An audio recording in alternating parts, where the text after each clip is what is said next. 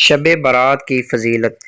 نبی پاک صلی اللہ علیہ وسلم، صحابہ کرام علیہم الرضوان اور اولیاء اعظام رحمۃ اللہ تعالی علیہم شعبان المعظم بالخصوص اس کی 15ویں رات میں عبادت کا اہتمام فرمایا کرتے۔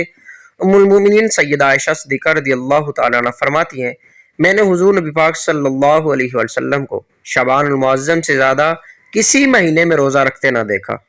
احادیث مبارکہ میں شعبان کی 15ویں رات کو شب برات قرار دیا گیا ہے۔ اس رات کو برات اس وجہ سے تعبیر کیا جاتا ہے کہ اس رات عبادت کرنے سے اللہ تعالیٰ انسان کو اپنی رحمت سے دوزخ کے عذاب سے چھٹکارا اور نجات عطا کر دیتا ہے۔ آپ رضی اللہ تعالی عنہ مزید فرماتی ہیں کہ ایک رات میں نے حضور نبی پاک صلی اللہ علیہ وسلم کو نہ پایا۔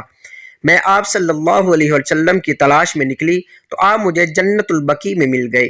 نبی کریم صلی اللہ علیہ وسلم نے فرمایا، بے شک اللہ تعالیٰ شعبان کی 15ویں رات آسمان دنیا پر تجلی فرماتا ہے، پس قبیلہ بنی کلب کی بکریوں کے بالوں سے بھی زیادہ لوگوں کو بخش دیتا ہے۔